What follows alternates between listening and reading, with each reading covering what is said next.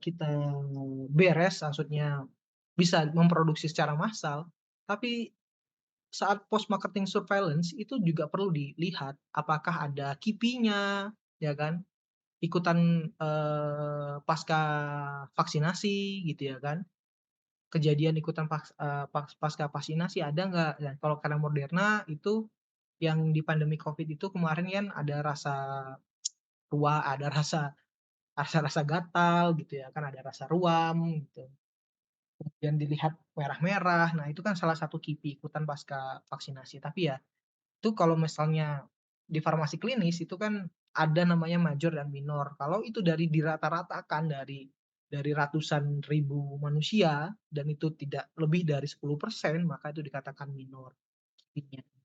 Cuman beberapa beberapa vaksin sendiri kan seperti AstraZeneca juga memiliki efek yang buruk ya, seperti itu ada bleeding, ada hemorrhagic juga seperti itu, darahan gitu ya. Jadinya, banyak yang kita harus, pahami dari pembuatan vaksin itu sendiri. Namun ranah kita dan ranah kalian, kita di farmasi itu, baik farmasi klinis maupun farmasi non klinis pun ya kan, kita tetap harus memahami tentang ini, gitu. Ranah preklinikal ini kita harus memahami. Karena di sini juga kita itu kebanyakan jadi pekerja, gitu ya kan. Based on, empirical atau based on, evidence base itu juga nggak jarang-jarang yang mau dibuktikan. Ya karena memang powerful di Indonesia itu adalah bukan bukan tidak rata, riset kesehatan di Indonesia itu tidak rata. Selama masih ada pemimpinnya salah satu dari profesi, ya seperti itu, akan selalu seperti itu.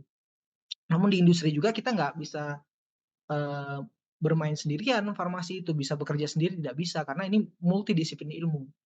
Saya yang sudah merasakan, melihat dan merasakan sendiri, saya bekerja di lab di Unpad dan saya juga bekerja di lab di Bio Farma, saya sudah merasakan begitu kami saling tukar-menukar informasi. Kebetulan saya, saya lagi baru belajar untuk, mengembangkan vaksin mRNA. Platformnya tetap sama, yaitu platform targetnya tetap sama, yaitu COVID-19 atau SARS-CoV-2. Namun kayak modifikasi, saya mencari, antigen-antigen, tertentu yang menginduksi T-cell respon imun, seperti itu.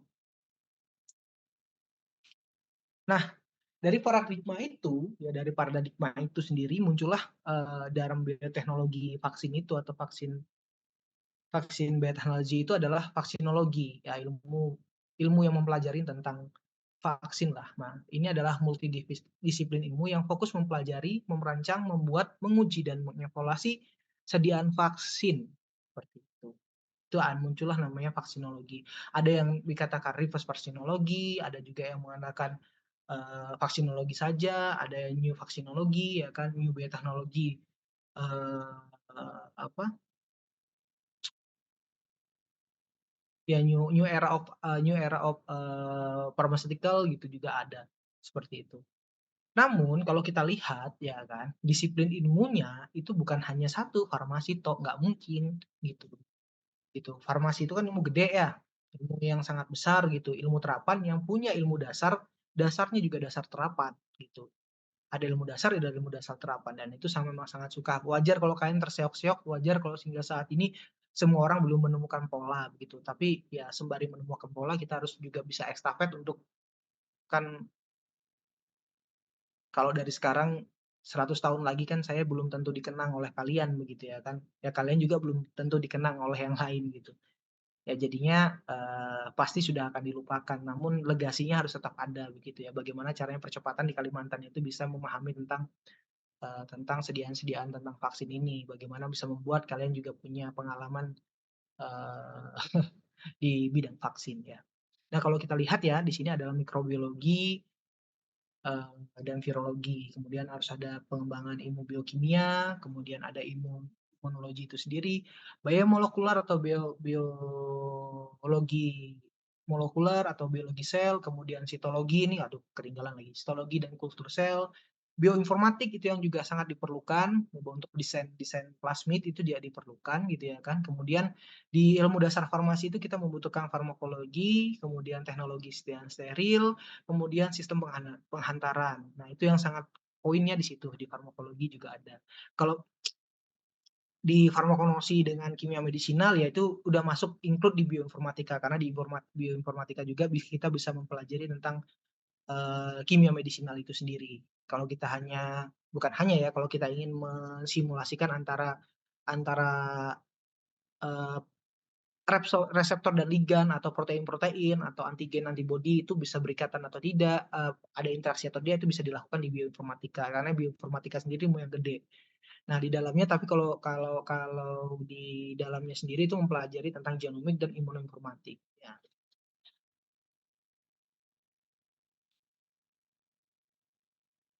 Oke, ada pertanyaan? Lanjut? Bingung? Ya udah. Ya, kalau secara umum ini gambaran platform, ya kan. Vaksin itu tipenya banyak begitu ya. Ini tipe of vaksin ya kan, type of vaksin. Jadi kalau kita lihat ada inactive vaksin, ada live attenuated vaksin, kemudian ada subunit vaksin, ada nucleic acid vaksin, ada vaksin yang, virus like particle, ada yang vektor vaksin gitu. Nah, kalau kita lihat dari perbedaan, kalau vektor vaksin berarti kan menggunakan host-nya apa, atau menggunakan host-nya sebagai virus, ya kan, vektornya virus atau vektornya adalah bakteri. Kalau virus like particle, apakah kita menggunakan, membuat, virus tapi dia bukan virus begitu, cuman bagian partikelnya saja, maksudnya bukan partikel, bagian protein-protein, protein-protein strukturalnya saja gitu. Kemudian ada gene deleted vaccine, berarti ini seperti, eee, masuknya kepada apa sih itu, kalau CRISPR itu apa ya? Genome editing gitu. Nah, ini yang ini tadi yang bukan untuk, profilaksis, tapi ini untuk, terapi. Nah, kemudian live attenuated vaksin ini adalah vaksin yang kita lemahkan, vaksin apa, virus atau bakteri yang kita lemahkan, ya kan. Kemudian subunit vaksin itu hanya, protein-protein strukturalnya saja, dan kemudian kalau asam nukleat vaksin atau DNA vaksin atau mRNA vaksin itu udah kalian tahulah paling enggak kalau kalian sudah divaksin ya. Kemudian inactivated vaksin itu vaksin yang dimatikan atau yang tidak yang atau kebalikan dari live attenuated vaksin, seperti itu. Nah, kalau kita bagi ya tadi ya dari semua platform itu, kalau kita bagi atau kita klasifikasikan, ya kalau kita klasifikasikan dan kita bagi berdasarkan teknologi pembuatannya, bukan artinya mereka itu tidak dibuat secara, menggunakan teknologi modern ya. Generasi pertama sampai generasi ketiga itu menggunakan, apa, pendekatan-pendekatan teknologi yang sangat maju seperti itu. Kalau generasi pertama itu virus yang dilemahkan atau dinonaktifkan gitu ya. Yang generasi kedua adalah protein rekombinan, ya subunit protein dan toksoid. Kemudian ya itu contohnya ya. Kemudian adalah generasi ketiga ada asam nukleat dan RNA. Kalau ini kan kalian sudah tahu vaksin COVID-19 ya. Nah, kalau vaksin ini, toksoid itu adalah vaksin-vaksin difteri itu dari bakteri. Toksoid itu adalah suatu toksin yang disekresikan oleh bakteri begitu. Itu bagian, bagian, eee, bukan bagian, maksudnya adalah racun ya kan, toksin itu kan racunnya gitu. Ya racunnya itu yang dilemahkan atau yang dibuat yang sehingga tidak terlalu aktif, namun dia masih memiliki fungsional sebagai vaksin. Subunit itu adalah bagian tertentu seperti kalau Sinovac enggak, bukan, apa ya, kalau yang contoh-contohnya di subunit sebenarnya banyak sih, saya nggak ngampilkan beberapa contoh seperti itu. Tapi kalau subunit ini, biasanya sebagian proteinnya saja, kalau yang dilemahkan itu seperti vaksin Sinovac. Nah, utamanya dalam mempelajari vaksin itu sendiri, ya kan, kita tuh menurut saya ya, dalam utamanya kita tuh harus punya basic, salah satunya yang harus dikuatkan adalah mikrobiologi dan imunologi. Karena karena ini adalah dasar kita, dalam proses perancangan dan proses pembuatan. Mikrobiologi, ya pastinya kamu akan mempelajari 6. yang paling umum ini menurut saya ya, paling umum yang saya rasakan saat ini, ya ini kita mempelajari tentang morfologi dan fisiologi patogen ya. Kita harus paham dulu morfologinya seperti apa. Contoh tadi seperti influenza atau seperti COVID-19, kita harus paham dulu bagian mana yang merupakan bagian antigen atau yang terpapar. Atau kita balik, sebetulnya respon imun tuh akan mengenali apa, ya kan harus dipelajari seperti itu. Enaknya ini kalau misalnya nggak online, harus mempelajari apa gitu. Jadi bisa bisa feedback kalau misalnya, bisa berinteraksi dengan enak kalau ngajarnya. Nah kemudian, bisa mempelajari penanganan patogen, bagaimana kamu harus kalau kamu membuat, yang inactivated dan live attenuated vaksin itu seperti apa, kan ada penanganannya gitu ya. Berarti penanganan, patogen itu seperti apa. Nah, kemudian di mikrobiologi juga kita mempelajari genom patogen. Itu ada sebenarnya itu harus ada di mikrobiologi. Saya nggak tahu kalau kalian diberikan ini atau tidak gitu ya kan. Kemudian mempelajari struktur dan fungsi antigen, itu bisa dipelajari, mandiri atau di biokimia, ini juga ada, harusnya ada. Kemudian mempelajari mekanisme aksi patogen dan infeksi, ini fardu hukumnya, gitu. Fardu dia masuk lewat mana, sehingga nanti kamu selain vaksin pun kamu bisa membuat beberapa inhibitor-inhibitor, zat untuk apakah benar dia menghambat bagian itu. Yang terakhir adalah melakukan rekayasa genetika mikroorganisme, ini adalah transformasi genetik, itu di sini rata-rata. Walaupun banyak orang ngomong di biomolekuler itu sangat diperlukan, tapi pada dasarnya semua pekerjaan biomolekuler itu membutuhkan ini, membutuhkan keahlian dari mikrobiologi. Kemudian kalau di imunologi itu sendiri kita bukan hanya, kita itu utamanya adalah mempelajari pertahanan tubuh inang manusia, kalau targetnya manusia, kalau hewan berarti hewan yang kita pelajari. Karena farmasi itu bukan hanya berbicara tentang manusia, yang kita makan itu kan juga harus bebas dari patogen. Dan ingat, kalau kamu melihat, cerita tentang COVID-19 itu dari kelelawar ya, itu makanya jangan jangan suka memakan makanan yang tidak dihalalkan sebetulnya seperti itu. Karena ya memang sifatnya kan seperti itu, kita tidak tahu. Dan apalagi makanan yang tidak apalagi bahan yang tidak diternak dengan baik. Kemudian kita juga mempelajari sistem regulasi pertahanan tubuh, kemudian kita mempelajari jenis dan tipe pertahanan tubuh, serta mempelajari mekanisme aksi dari pertahanan tubuh. Itu kalau di imunologi gitu ya, sistemnya. Sorry kalau ada yang tipe ya.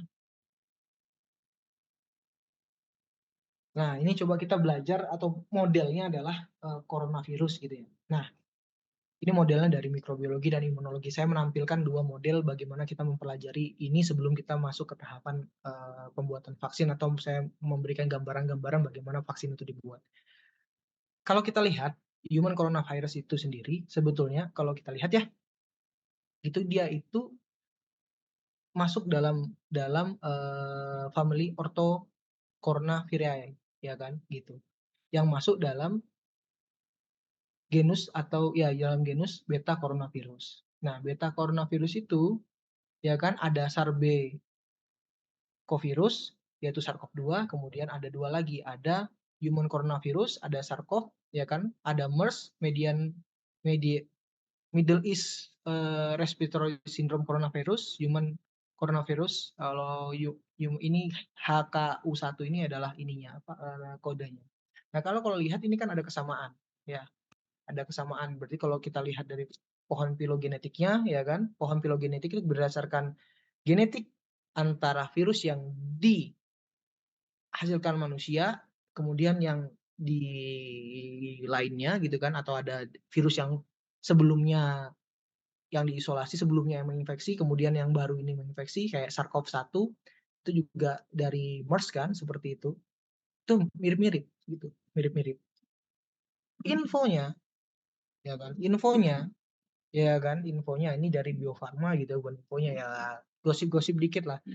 Ya sedang dikhawatirkan Middle East Respiratory Syndrome itu sendiri akan muncul begitu, dan avian influenza akan muncul, sehingga beberapa beberapa penelitian diarahkan dan difokuskan ke situ. Sebentar ya, lagi azan. Kebetulan lab saya dekat dekat dekat apa, dekat masjid.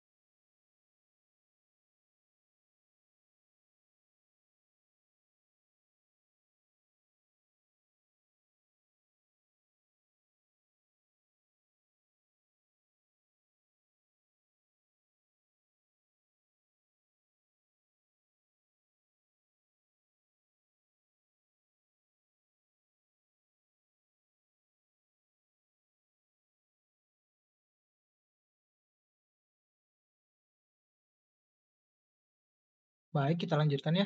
Kalau ada pertanyaan di tengah-tengah jalan, silakan aja bertanya ya.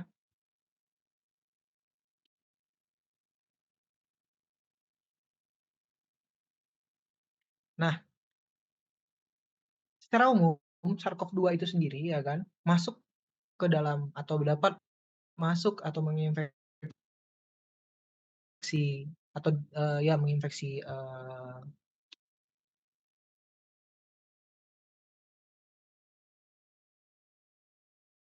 darah di membran sel kita, itu ada reseptor, angiotensin converting enzim 2 itu, dan ada transmembran protein, ya kan, TMPR ini adalah transmembran protein reseptor 2. Nah, ini merupakan, apa namanya, baru masuknya dari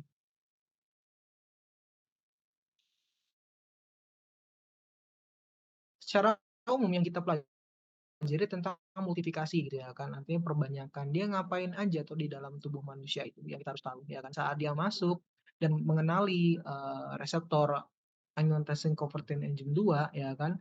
Nah, yang dikenali siapa? Bagian spike proteinnya ya, spike proteinnya gitu, spike-nya atau bagian bagian seperti pakunya spike-nya ini gitu. Nah, ini yang dikenali. Nah, saat dikenali dia masuk, ada bagian namanya reseptor binding site gitu. Yang paling di sini, yang paling ujung ini kita namakan RBS, reseptor binding site, RBD, reseptor binding domain, RBD.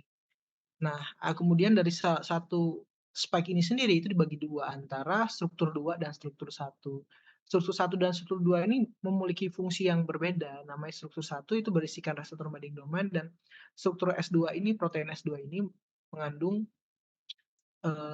apa, sebagai jangkarnya dia untuk masuk ke dalam sel. Nah, saat masuk ke dalam sel dan sudah di-approve oleh reseptor ini, dia melalui proses endositosis gitu ya kan. Nah, dia akan masuk. Saat masuk yang tadinya karena ini adalah di dalam virus itu juga memiliki membran gitu ya kan, memiliki komposisi membran, otomatis dia sangat mudah untuk bisa lepas dari, eee, membran ini. Nah, di dalam, COVID-19 sendiri itu yang merupakan jenis dari RNA virus itu, ya kan, jenis sense RNA itu dia bisa langsung direplikasi. Nah, tempat replikasi itu, di dalam tubuh manusia itu ada namanya ribosom. Ribosom itu yang akan mereplikasi dia menjadi suatu protein lagi. Di mana proses terjadi replikasi itu? Proses replikasi itu terjadi di retikulum endoplasma. Setelah dia direplikasi, kemudian semua bukan direplikasi, ditranslasi enggak, sorry maaf ya, ditranslasi, gitu. Ditranslasi, nah setelah ditranslasi, nantinya dia kan akan menjadi suatu struktur, ya kan, struktur protein dan genom yang akan dirakit, kemudian, dia akan, apa, akan dieksositosis, ya kan, keluar melalui, aparatus Golgi, akhirnya dia memperbanyak diri. Itu terus setiap saat di dalam situ. Nah, dari sini proses multiplikasinya ini kita sudah tahu bahwa, yang struktur spike ini, yang di surface ini merupakan bagian-bagian antigen yang sangat, penting sebagai yang bisa kita pelajari sebagai vaksin. Kenapa? Ingat, kuncinya adalah melatih sistem pertahanan tubuh. Sistem pertahanan tubuh itu dilatih dengan mengenali, ya kan, mengenali bagian-bagian dari protein yang bersifat antigenik, seperti itu. Nah, kalau misal dan ingat yang bekerja, seimun-imun itu yang bekerja bukan cuma satu tapi dua, bukan innate immunity saja tetapi juga adaptive immunity. Yang sama. Nah, kalau kita melihat kalau sel imun ya kan, kita berbicara sistem imun berarti kita berbicara sel imun. Ini sel natural killer cell, kemudian ada juga eosinofil, basofil, makrofag, dendritik. Ini adalah sel-sel imun yang ada di darah, begitu, dari darah, ya kan. Ya ini semua pematangannya ada di bone marrow semua, di sumsum tulang. Nah, ini untuk innate immunity adalah ini. Fungsinya dia, ya kan, dia fungsinya adalah emilinasi, eliminasi ya kan virus dan sel yang terinfeksi. Sedangkan kalau kalau adaptive immunity, dia fungsinya adalah sama, tapi dia fungsinya tidak langsung melakukan killing cell gitu atau langsung menangkap sel, tapi dia membantu untuk virus atau, ini di di dikenali ya kan, ditangkap atau dikenali oleh antibodi atau oleh T-cell yang nantinya dia akan masuk ke dibawa lagi atau dimasukkan lagi atau dibawa lagi atau dikirim ke sistem innate immunity, macrophage atau dendritic cell seperti itu. Itu yang dia akan ke situ. Nah, di sini ada natural killer cell yang itu juga termasuk bagian sel. Kalau adaptive immunity itu dibagi dua, ya termasuk dari ada humoral dan ada yang seluler. Yang seluler itu adalah termasuk natural killer cell dan T-cell. T-cell itu nanti dibagi dua menjadi cytotoxic T-cell dan helper T-cell gitu. Nah, mereka kalau yang helper T-cell itu dikatakan CD4, tapi ini bukan bentuknya seperti ini adalah bagian reseptor atau reseptor yang ada di permukaannya. Kenapa dikatakan T-cell CD4? Ya karena ada komplement diferensiasi namanya CD4. Kemudian ada lagi yang dinamakan CD8. Ini yang sitotoksik, ini yang helper. Helper nanti dibagi dua, dibagi sebagai helper 1 yaitu untuk membantu CD8 dan helper tipe 2 untuk membantu atau menghasilkan sel B atau antibodi. Antibodi ini dia adalah non inflamasi. Kalau ini adalah perusakan sel. Kalau yang ini hanya sel B yang bukan merupakan inflammatory mediated cell karena dia punya antibodi. Antibodi ini apa tuh sebetulnya? Antibodi itu adalah suatu reseptor-reseptor yang dihasilkan oleh sel B. Nantinya juga disekresikan dan ada di permukaan sel B. Seperti itu. Nantinya sel B ini akan berecognize atau mengikat antigen, ya kan, atau mengikat virus. Dia akan membawa virus itu masuk ke dalam makrofag untuk di-killing, untuk dihilangkan. Nah, yang pertama adalah kita memahami tentang ini tadi, pengenalan antigen oleh sel T. Tadi kalau kita udah berbicara tentang makrofag itu adalah salah satu APC atau antigen presenting cell, atau sel yang present, yang menyajikan suatu antigen seperti itu, yang fungsinya seperti itu. Nah, jadi karena tadi pertahanan pertama kita adalah innate immunity, ya itu memang nanti dihasilkan oleh sistem pertahanan innate immunity ada yang pertama. Nantinya dia akan mengaktifasi sel T, seperti mengaktifasi sel T. Nah, sel T teraktivasi karena APC atau makrofag tadi itu menyajikan suatu antigen. Melalui apa? Namanya histone compatibility complex atau human lymphocyte antigen. Ada kelas 1 dan ada kelas 2. Yang kelas 1 itu dimiliki seluruh sel yang memiliki inti sel. Jadi sel yang memiliki inti sel pasti akan menghasilkan MHC kelas 1. Nah, kalau MHC kelas 2 itu spesialisasinya ada di makrofag, dendritic cell atau turunan monosit yang lainnya. Nah, kalau kita lihat penampakan dari ini kan penampakan animasinya seperti ini ya. Kalau kita penampakan tiga dimensi ini, kalau kita nampak dari atas, antigennya apa? Antigennya ini. Ini adalah bentuk antigen yang ada di bagian dari box chain alpha atau rantai alpha. Ini rantai alfanya. Kalau ini bagian atasnya, kalau ini bagian dari samping. Nah, ini adalah recognize antara gambar struktur recognize antara T cell reseptor yang mengenali peptida YLK, ya kan, YLK bla bla bla, ada 9 peptide gitu ya kan. Kalau dalam satu box ini itu mengandung 9 peptide. Kalau yang MHC1, kalau MHC2 itu mengandung bisa 15. Bahwa kalau minimalnya tetap 9 yang di dalam yang recognize gitu ya kan. Tapi kalau yang terikat, yang kalau pada MHC2 itu dia ada hangover atau turnover. Jadi ada 2 yang menjulur atau berapa menjulur ke luar seperti itu. Memang natifnya seperti itu. Nah, ini saya memang nggak ilustrasikan pada MHC kelas 1. Nah, kalau MHC kelas 1 kan seperti ini. Kalau dilihat tadi yang dijelaskan tadi di atas, ya ini adalah ada CD8 dan CD4. Nah, di sini prosesnya. Jadi CD8 dan CD4 itu punya namanya T-cell receptor. Nah, mereka akan mengenali ini tadi peptide. Yang warna biru ini adalah peptide. Peptide itu dari mana? Peptide itu ya dari sini tadi. Nih, RBD ini tadi, kalau di RBD ini kan protein ya. Spike itu kan protein. Protein itu akan dicacah nantinya, akan disederhanakan atau dihidrolisis atau hidrolisis oleh protease di dalam sel seperti itu.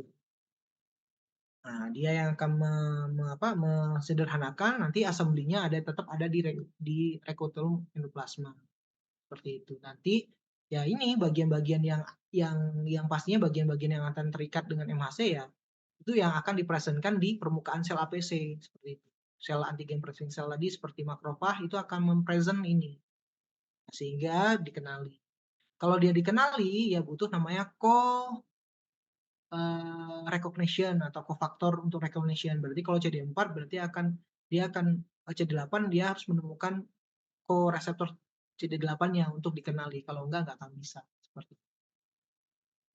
Nah, ini yang seperti ini sekilas ya, ini sekilas. Secepat mungkin saya memberikan gambaran. Nah, kalau ini adalah 3 dimensi dari antibodi. Karena di vaksin itu hanya mengenal tentang sel T, ya kan, respon sel T dan respon antibodi. Yang banyak dikenal adalah respon antibodi. Nah, tetapi tidak semua gini, sistem imun itu tidak bekerja masing-masing, dia bekerja secara beriringan, gitu. Seperti itu. Jadinya tidak mungkin ada sesuatu hal yang bekerjanya sendiri-sendiri. Nah, seperti yang saya sebutkan tadi di awal, fungsi dari adaptive immunity itu sendiri nantinya kalau sel B itu, dia akan mengenali patogen, nantinya kan akan masuk akan dibawa kembali ke sel APC karena ada Fc reseptornya gitu.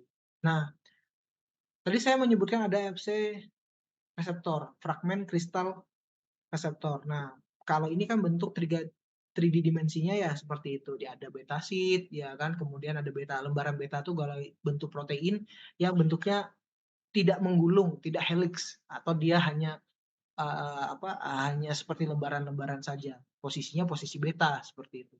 Nah, ini gambar 2 dimensinya. Jadi antibodi itu terdiri dari fragmen antibodi ya kan, kemudian ada fragmen kristal seperti fragmen antibodi itu ada variabel yang heavy chain dan light chain, ya gitu ya. Light chain dan heavy chain. Nah, light chain itu bagian yang sini, kalau heavy chain itu yang sini, rantai beratnya seperti itu.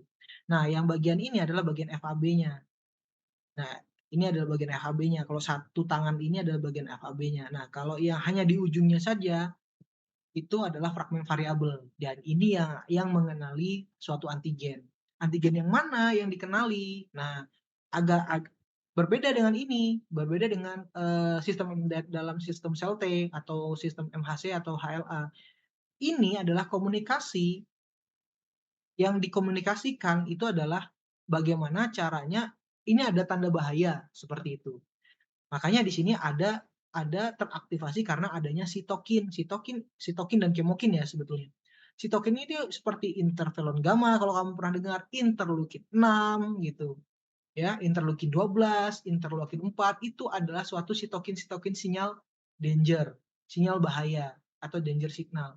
Nah, kalau itu disekresikan oleh makrofag, maka itu mengaktifasi sel tadi, ya kan, TCR. TCR teraktivasi untuk mengenali peptida, tetapi apakah peptida ini yang akan ditampilkan oleh sel B itu tidak, belum tentu karena sel B dia disekresikan belum tentu mengenali daerah yang sama seperti itu. Yang dikenali apa? Ingat yang dikenali bukan urutan asam amino dari protein ataupun urutan dari gen seperti itu atau dari asam nukleat, tetapi melainkan dari strukturnya, permukaannya seperti apa yang dikenali seperti itu. Kemudian ya ya tidak semerta-merta yang dikenali hanya itunya saja, tapi ada interaksi di situ, ada hidrofobik interaksi, kemudian ada elektrostatik, kemudian ada hidrogen ikatan hidrogen di situ itu yang bisa yang akhirnya membuat dia dikenali. Karena proses pengenalan antibodi itu bukan dia mengenali suatu sekuen, tapi dia yang dikenali adalah bentuknya, bentuk protein itu kan kalau kamu melihat bentuk asam amino itu kan banyak ya. Banyak sekali bentuk yang memiliki rantai samping, rantai sampingnya. Rantai samping itu yang akan berinteraksi dengan bagian Fc, variabel, fragmen variabel ini tadi. Nah, ini tadi yang membantu. Kenapa? Nah, ini tadi mengaktifasi kan. Saya menjelaskan bahwa ini si T sel tadi akan mengaktifasi sel helper 2 akan mengaktifasi si sel B ini. Walaupun ada di dalam imunologi itu dijelaskan bahwa apa? Bahwa ada kalau di imunologi juga dijelaskan bahwa ada naif sel B. Naif sel B itu memang sel B yang belum terrecognize atau belum melakukan komunikasi bahwa ini ada suatu bias danger signal, tapi dia sudah memang ada di dalam darah, sudah memang ada gitu kandungannya. Jadi dia bisa mengenali awal, bisa mengenali seperti itu.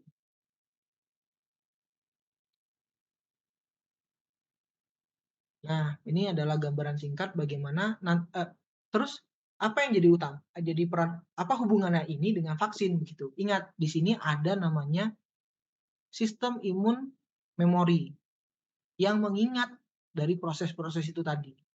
Saat kita terinfeksi, gini, kamu waktu kecil terinfeksi cacar. Apakah besar bisa kena cacar? Jawabannya bisa. Tapi apakah parah? Nah, tidak separah pada saat kecil. Saya 2018 baru terkena cacar, ya kan? Padahal waktu saya kecil hingga besar, saya belum pernah kena cacar sama sekali. Waktu teman satu kos saya itu kena cacar, kami tidur juga sama-sama bareng begitu. Saya juga nggak kena cacar. Saya nggak tahu apakah saya punya waktu kecil kena cacar atau tidak, atau saya sudah pernah diimunisasi. Tapi kayaknya saya pernah diimunisasi deh. Waktu kecil antara polio dan yang disuntik juga saya sudah pernah kena cacar seperti itu. Nah, dalam waktu 10 hari ini, yang saya ceritakan adalah pengalaman saya ya. Dalam waktu 10 hari, dalam waktu 10 hari, saya itu nggak merasakan simptomnya, ini cacar atau bukan, seperti itu. Saya nggak merasakan simptom itu. Karena saya anggap biasa saja di kepala, oh kayak aja benjol-benjolan gitu ya kan, ada benjol-benjolan, tapi kayaknya ini ketombe deh, mungkin seperti itu. Nah, tetapi lama-kelamaan lebih dari 10 hari ya, saya mengalami, wah kayaknya bukan nih, mulai bintik-bintik di tubuh. Bayangkan usia 27, 28 tahun kamu kena cacar. Saat itu juga saya sudah mengajar. Bayangkan bagaimana penurunan produktivitas saya seperti itu. Tapi perlu diingat tadi ya perlu diingat kenapa bisa 10 hari tidak terasa, padahal kalau kita kena Covid 3 hari pun atau 4 hari pun sudah terasa kita mulai batuk-batuk dan segala macam. Ya mungkin karena respon imun tubuh saya cukup baik seperti itu, cukup baik ya, gitu. Karena kalau waktu kena Covid kemarin, kayaknya waktu istri saya kena Covid dan garisnya tebal sekali gitu kan, pakai rapid test, 1 hari atau 2 hari kemudian saya langsung juga merasakan radang tenggorokan itu. Mungkin itu yang eranya Omikron, eranya blend Omikron dan, apa tuh, Delta lah, seperti itu. Nah, balik lagi ke sini, dari tadi tuh, dari yang, tadi yang, apa, innate dan humoral ya kan, innate dan adaptif. Nah, kalau di adaptif ini kan ada 2, ada humoral dan ada yang seluler, ya kan, gitu. Nah, kalau kita lihat dari sini, ini semua akan merujuk kepada memori. Nah, vaksin itu yang dilatih adalah ini tadi semua, yang dilatih. Supaya apa? Supaya nanti kalau kita kena ada vaksin yang lain, ada vaksin yang lain, ada infeksi dari patogen yang lain, itu kita ingat. Maksudnya sistem memori kita, sistem memori imun kita itu ingat bahwa ini ada suatu patogen yang sama.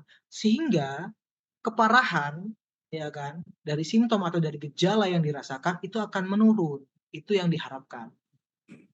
Apakah semua vaksin itu sukses? Ada yang gagal, ada yang tidak, seperti itu. Kalau COVID karena laju mutasinya tinggi, ya kan, kemudian ada yang varian yang paling ganasnya, yaitu yang Delta, ya Omikron juga bisa escape dari antibodi yang dihasilkan, seperti itu.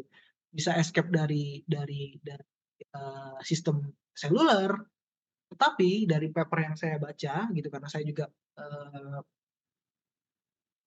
fokusnya di tentang SARS-CoV, ya, tentang COVID-19, bahwa vaksin Moderna itu menurunkan severity, keparahan yang terjadi pada orang yang sudah menerima dosis 1 dan 2, ya kan, dosis 1 dan 2. Pada dosis 1 dan 2 gitu ya kan. Nah, kemudian pertanyaannya, kok bisa? Padahal Pak banyak mutasinya. Kan itu pakai varian Wuhan, varian yang pertama, bukan pakai varian Delta dan pakai varian Omikron. Ya, karena apa? Karena ini tadi, sel T-nya bagus. Ada daerah yang sangat karena vaksin mRNA itu karena dari dia full spike ya kan, full spike dari COVID, dia eh, pilihannya banyak. Pilihan untuk apa ya? Repertoar dari banyaknya, karena gennya gede, karena asam amino gede ya kan gitu, karena protein yang besar. Jadi banyak pilihan untuk menimbulkan sistem cellular immunity tadi. Sehingga walaupun walaupun walaupun sel B-nya kurang bagus, tapi pas pas dilihat atau diidentifikasi dari analisis, sel T-nya itu lebih lebih meningkat dibandingkan sel B-nya dan bisa bertahan hingga 11 tahun. Loh, nah coba kita COVID baru kemarin. Bukan, yang saya yang saya jelaskan adalah SARS-CoV-1 atau MERS itu masih cross reactivity dengan SARS-CoV-2 untuk T-cell immunity-nya, seperti itu. Sehingga saat ini ada tren kemungkinan besar untuk arahnya ke sel T bukan sel B, untuk menurunkan severity atau keparahan dari hasil infeksi SARS-CoV-2. Karena ini memori sel T ini cukup panjang, bisa sampai 11 tahun. Kalau sel B itu bertahan hanya 6 sampai 9 bulan. Ya, bisa dipahami sampai sini? Ada pertanyaan?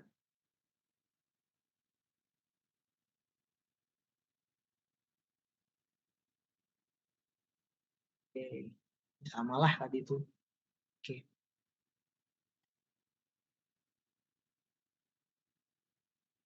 oke.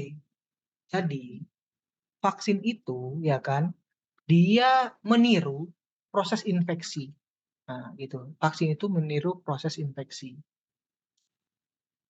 Atau saya bilang tadi, saat kita terinfeksi tadi ya, ini masuk ke dalam sel. Ini adalah host cell, berarti ini adalah sel. Nah, pada saat kita mengalami inflamasi, pada saat ini contohnya virus SARS-CoV ya, pada saat CoV masuk ya kan, endositosis ini banyak loh yang bekerja. Kalau kita belajar imunologi banyak yang bekerja. Ada namanya toll-like receptor. Toll-like receptor itu ada yang bagian di luar di luar sel dan ada yang di dalam sel. 3, 8, dan 7 itu ada di dalam sel. Ya, seperti itu. Kalau yang di luar sel itu berada di permukaan. Nantinya ini akan menjadi salah satu mekanisme untuk screening respon imun itu dari ada namanya pattern recognition receptor. Itu dilakukan oleh TLR4 dan TLR2 atau 6. Seperti itu. Nah, nanti saat di dalam, ya kan, saat di dalam, siapa yang akan mengetahui, ya kan? Nah, ini ada bagian yang namanya RAA apa gen kita, gen kita sama.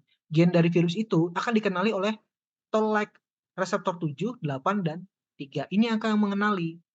Ini mengenali akan mengaktifkan miosit D88. Miosit D88 itu adalah salah satu sinyal ya kan atau salupat sinyal yang akan dihasilkan untuk mensekresi namanya interferon gamma atau sitokain. Nah, sitokain itu ada interferon gamma, ada interferon tipe 1 2 itu kalau nggak salah tipe 1 2 itu alfa dan beta, gamma itu ada yang ketiga. Nah, tapi akan mensekresi ini.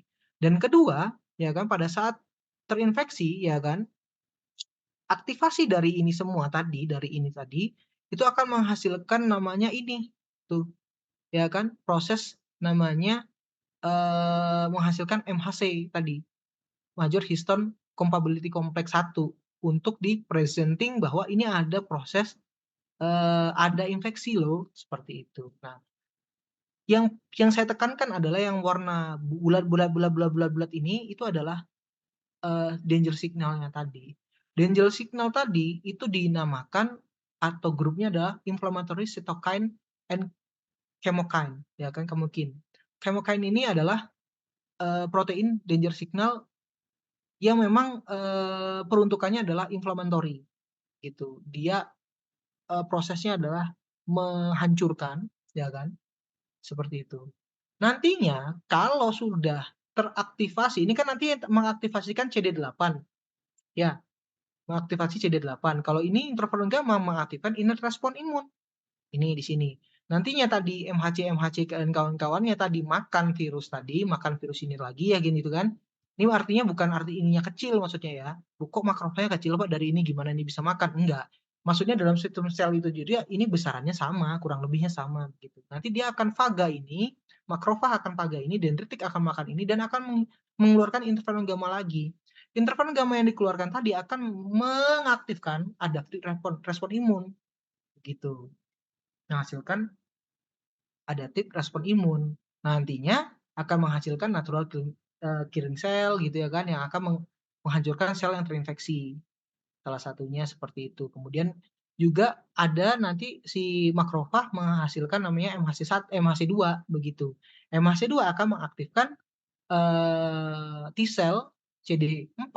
T-cell CD4 itu punya dua subset namanya T-cell helper 1 dan TP helper 2. Helper 1 akan bekerja juga sebagai inflammatory cell dan CDE helper 2 akan mengaktifkan si B cell sehingga B cell akan menghasilkan antibody gitu. Nah, yang dilakukan sama, vaksin itu dilakukan sama gitu. Ya tadi kan yang dikatakan vaksin tadi memasukkan suatu material ya, material biologi dan kemis gitu. Yang dimasukkan itu, ya kan?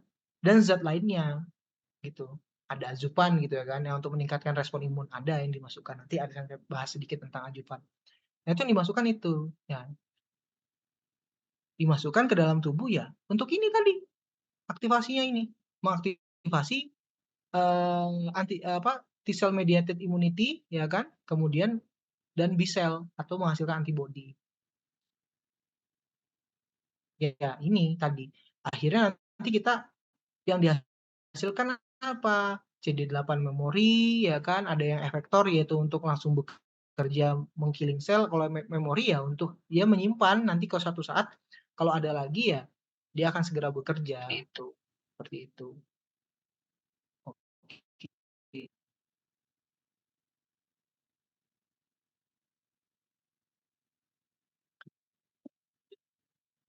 Oke.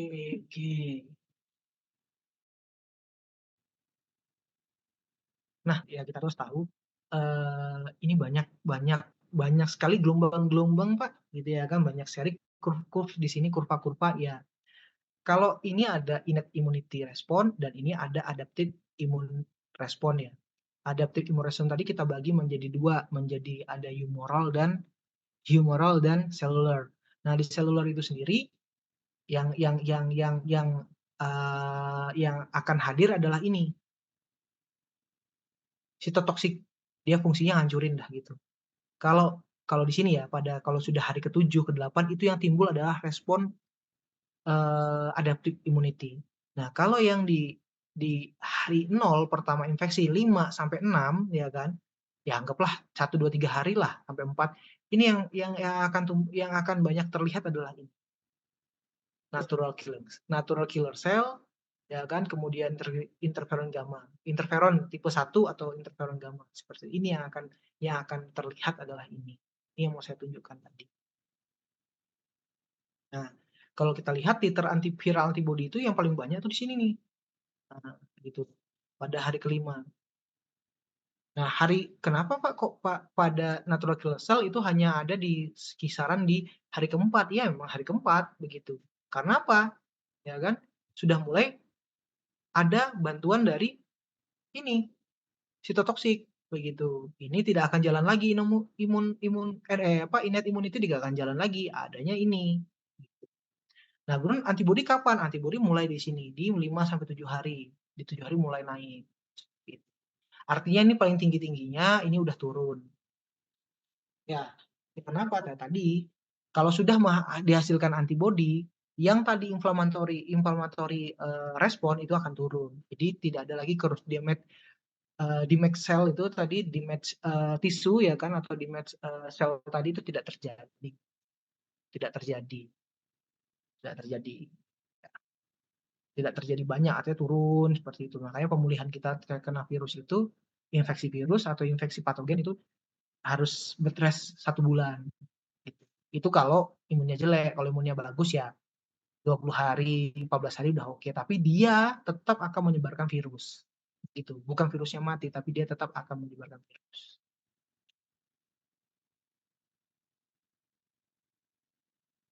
Nah, kalau kita lihat ya, lihat dari ini, SARS-CoV-2 atau COVID-19 itu, dia punya 4 platform, ya kan, yang dikembangkan. Ada inactivated virus, ya kan, jadi virus, betul-betul virus yang disuntikan itu Sinovac, kemudian ada protein subunit atau nanopartikel itu kalau nggak salah Novavax, gitu ya kan.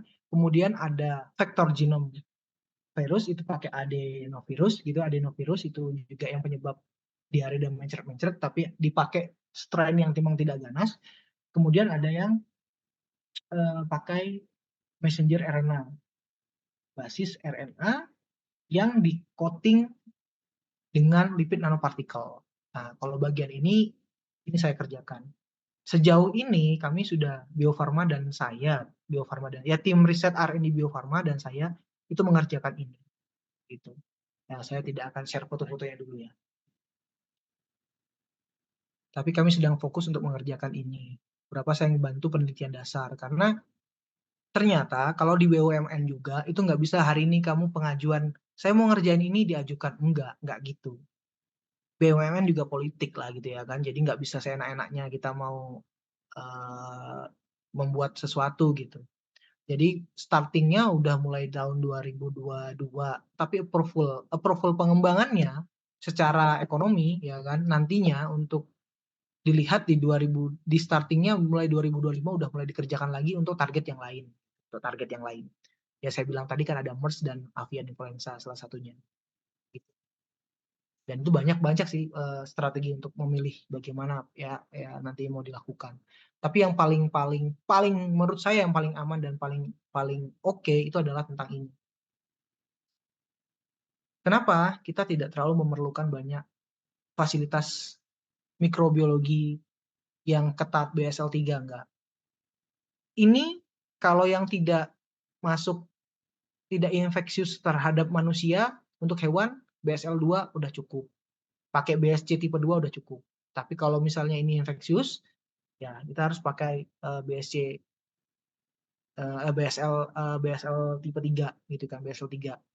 Kalau ini juga sama, tapi ini terkadang banyak yang tidak sukses, kecuali dia toksin kayak toksoid, itu bisa, kecuali dia toksin. Tapi kalau protein-protein fungsional seperti ini kami mencoba kemarin itu yang di selain Bio Farma ada salah satu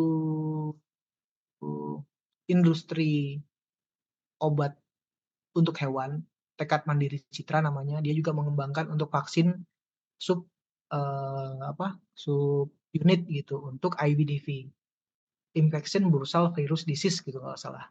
Bursal virus itu berarti anusnya ayam rusak gitu, gara-gara IBDV virus gitu. Nah itu dikembangkan tapi belum secara dari BPM-SOH ya kan, BPM-SOH BPOM-nya hewan itu masih belum bagus yang ini dibandingkan vaksin yang inactivated virus. Kalau adenovirus ya juga sama sebetulnya, juga harus banyak fasilitas yang digunakan. Nah, kalau ini cukup baik karena apa? Karena dia tidak memerlukan adjuvan lagi, ini juga sama tidak memerlukan adjuvan.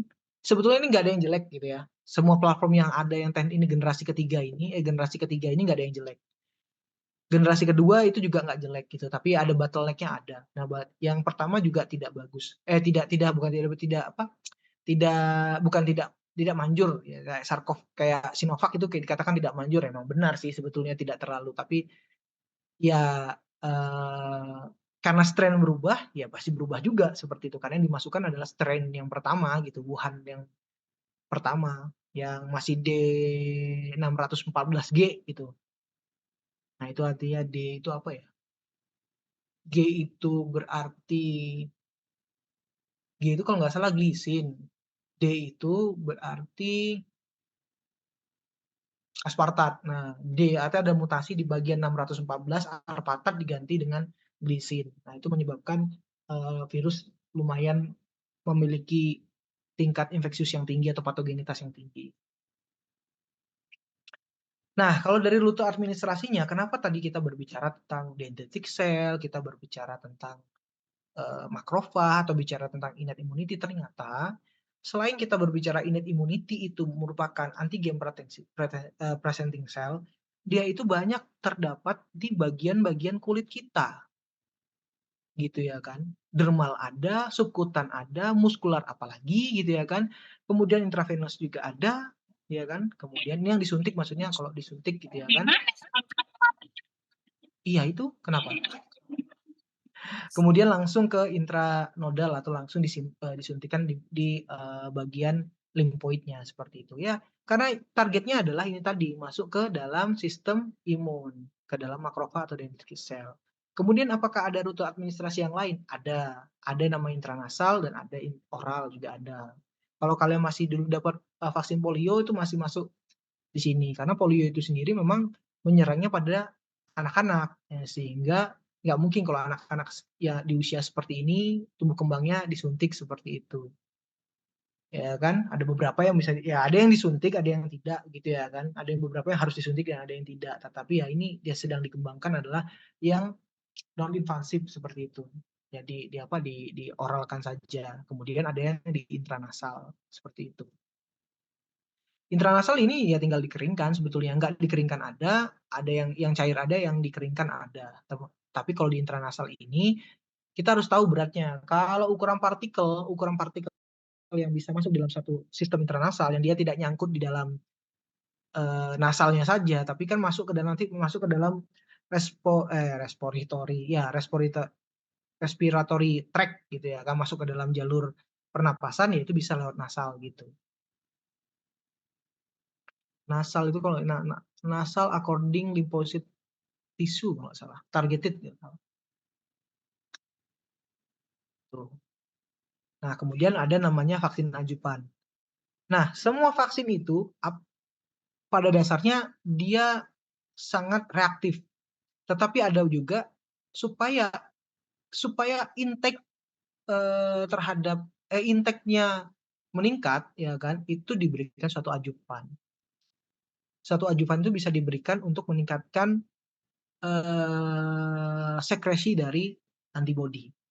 Ya, antibodi dari sistem imun gitu. Kalau misalnya ya vaksin yang tanpa adjuvan begitu kurang kurang kurang bisa merangsang sel imun ya ditambahkan suatu adjuvan yang lain di dalam formulasinya.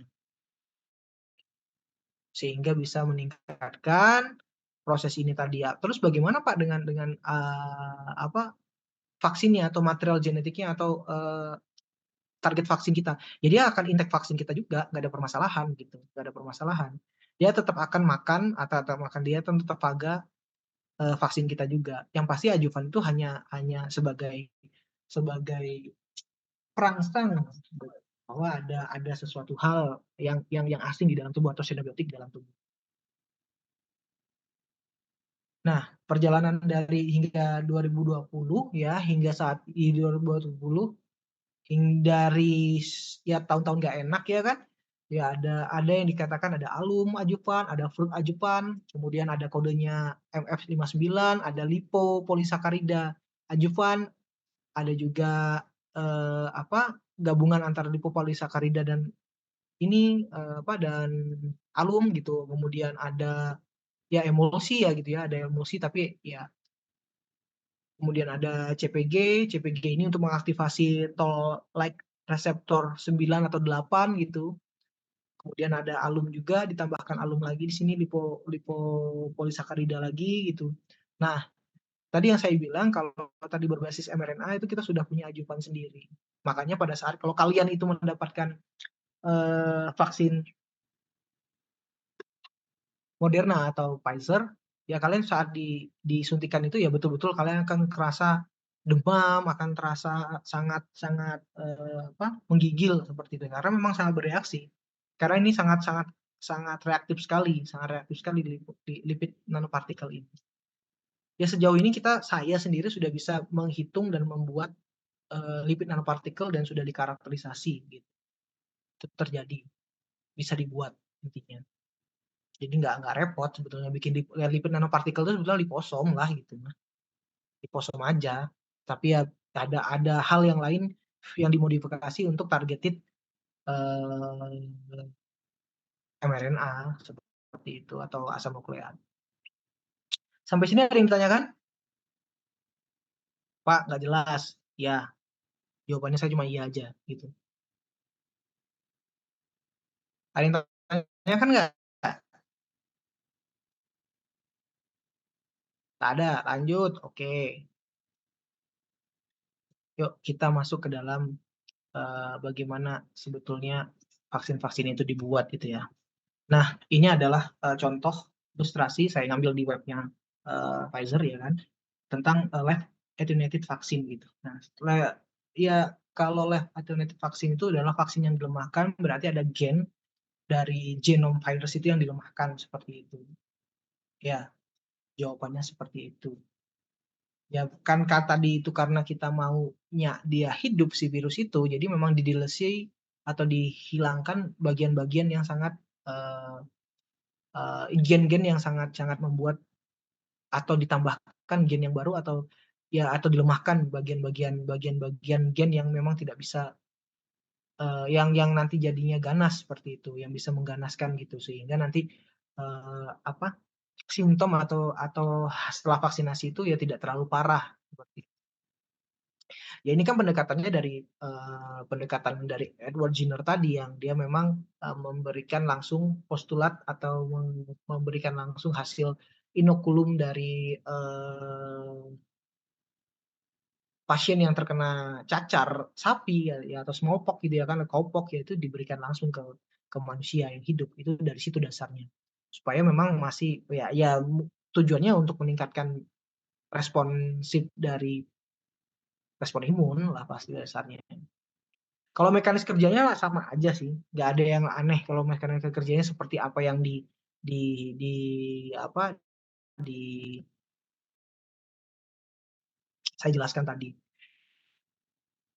Intinya kalau setiap setiap, apa, kalau ini ya kan, kalau ini tadi diinjeksikan, masuk ke dalam, sel human. Tapi kalau tadi ketemu langsung dengan, APC ya kan, kalau dia subkutan, pemberiannya subkutan atau intramuskular, berarti dia bisa langsung bertemu dengan antigen protein sel atau dia langsung ada di human cell. Di human cell punya apa? MHC-1 tadi, MHC-1 akan mempresenting, peptide tertentu. Nah, dia juga akan melakukan replikasi virus di dalam sel. Di sini juga dia bisa melakukan replikasi virus begitu ya kan.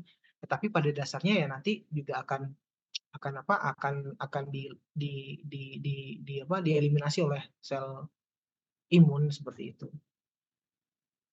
Nah, yang tadi masuk kan gitu, ada fragmen dari protein itu akan disajikan di display, kemudian akan mengaktifkan sel T lagi ya sama seperti ini, gitu.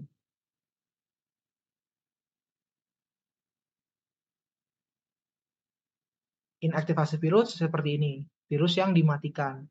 Kalau tadi itu kita hanya melakukan delesi atau secara genetik itu kita tambahkan sesuatu untuk menghilangkan bagian ini atau misalnya ya, apa ya, genome editing, mengedit genom ini gitu ya kan dengan teknik genome editing, ya itu kita bisa melemahkan ini gitu. Kalau ini tadi malah ditambahkan zat untuk membunuh, bukan membunuh tapi tidak mengaktifasi atau merusak gen yang ada di virus itu sendiri. Biasanya kita pakai formaldehid, kemudian, kita bisa pakai H2O2 sama beta propionik apa seperti itu. Kalau nggak salah itu bisa dilakukan, gitu sehingga nantinya, tidak tidak apa, tidak ini, apa, tidak,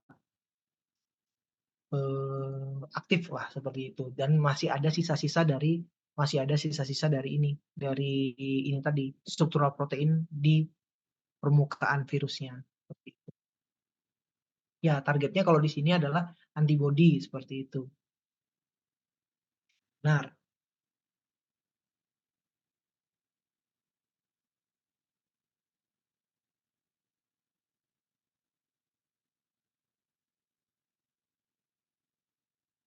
Nah, di sini dikatakan antibody virus tidak bisa, melakukan replikasi virus, sehingga tetap tetap sama, ya kan, ujungnya tetap sama, yaitu ini adalah suatu antigen, gitu.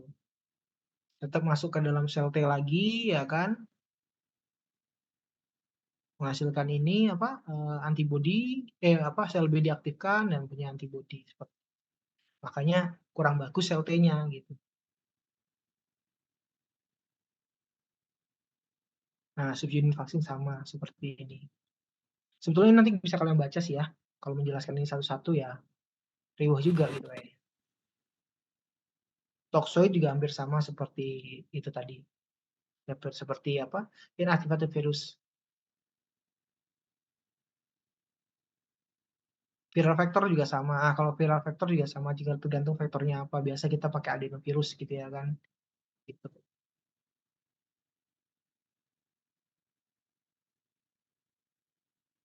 Oke.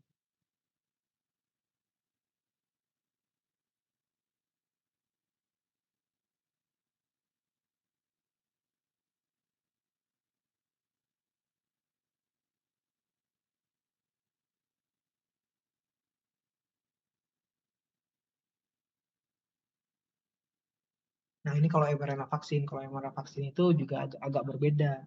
Kita punya gen gitu ya kan, target gen kita apa, misalnya ya tadi gen kita adalah spike protein gitu ya.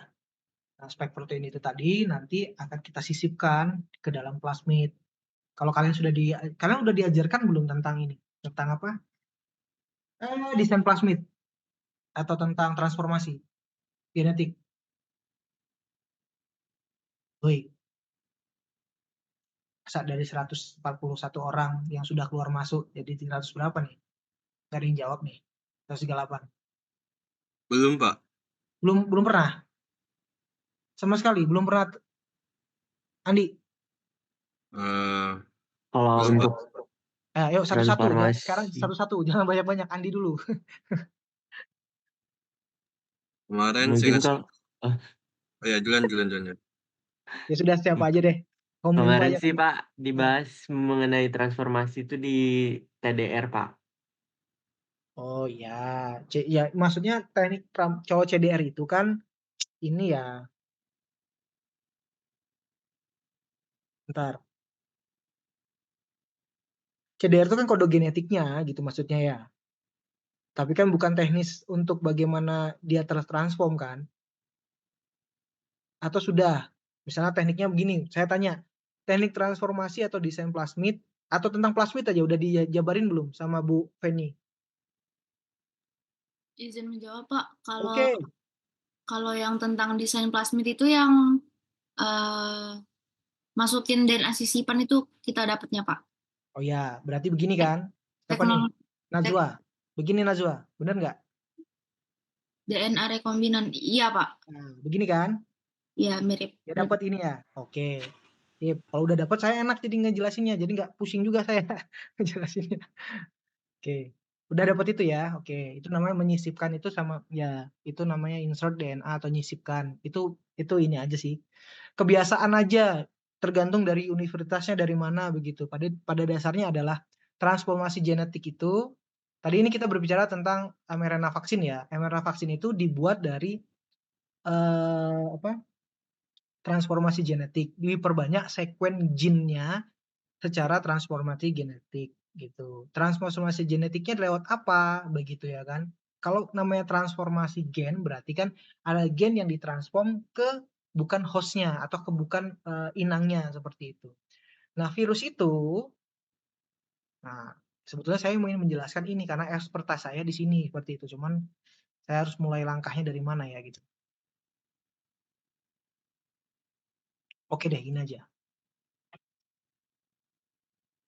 Kita masuk ke bagian mRNA vaksin formulasi aja ya, gitu.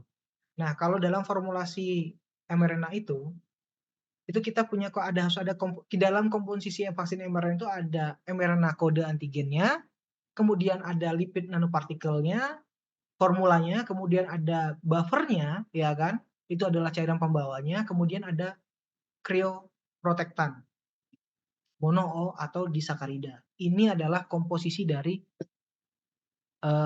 mRNA vaksin itu seperti ini. Ada lipid nanopartikel formulanya, kemudian ada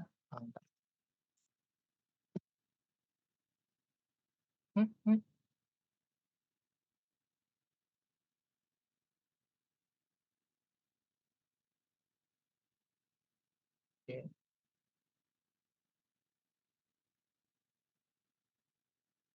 Nah, mRNA harus kalau kamu gini, mRNA itu adalah suatu produk yang dihasilkan dari proses transkripsi DNA. Ya, kita pasti menyetujui tentang itu, karena dogma sentral biologi adalah itu, proses replikasi, transkripsi, dan translasi. Sebelum ditranslasikan menjadi suatu protein, DNA akan mentranskripsikannya menjadi RNA. Yang ditranskripsikan RNA itu adalah jenisnya messenger RNA oleh RNA polimerase. Ya, sepakat ya seperti itu. Ini ya kan, untuk membuat kode mRNA itu kita harus melakukan namanya transformasi genetik, genetic transformation. Melalui apa? Melalui hal-hal yang sudah eksis saat ini. Nggak ribet gitu ya kan. Genetik apa? Kita bisa memilih gen ini. Sudah pernah diajarkan juga bagaimana mencari gen di NCBI atau di GISAID atau di NCBI virus.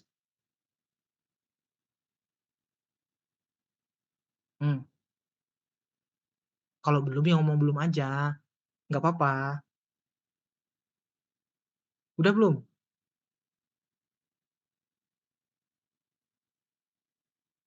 Bapak, Apa Min? kemarin diajarinnya nyari plasmidnya gitu, Pak, kayak sel inangnya aja. Coba dijelasin dulu nyari plasmid gimana maksudnya?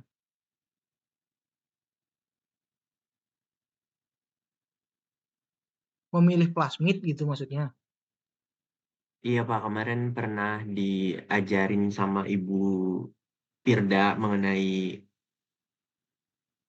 ada di website kita bisa cari plasmid yang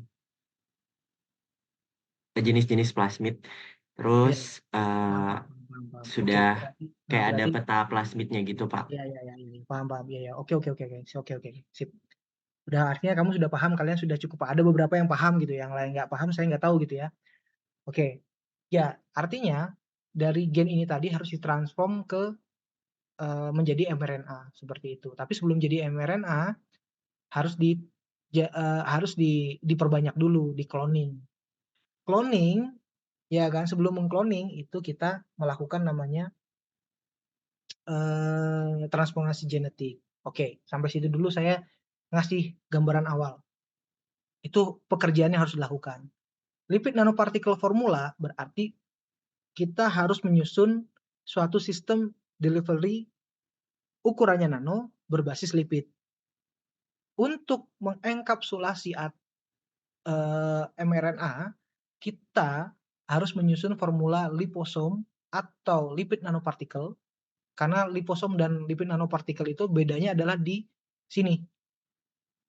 Lipid yang dapat terionkan. Ini disintesis, begitu. Lipid yang dapat diionkan. Kalau komposisi fosfolipid, kolesterol untuk membuat liposom itu udah biasa seperti itu. Ya ini formulanya ini, gitu ya. Kita memformulasikan mRNA vaksin itu dengan sistem mikrofluida. Jadi dalam saluran mikro. Kalau kamu lihat gambar ini ya, gitu. Gambar ini adalah ada satu saluran A, anggaplah ini A, ada saluran B. Saluran A dan saluran B, abaikan ini, ya kan? Abaikan juga yang ini juga. Abaikan ini aja, bagian sini aja. Ada saluran A, saluran B. Nah, saluran A dan B itu adalah satunya berisikan dari zat-zat lipid ini tadi, ya kan? Yang satunya adalah berisikan tentang ini tadi, mRNA-nya.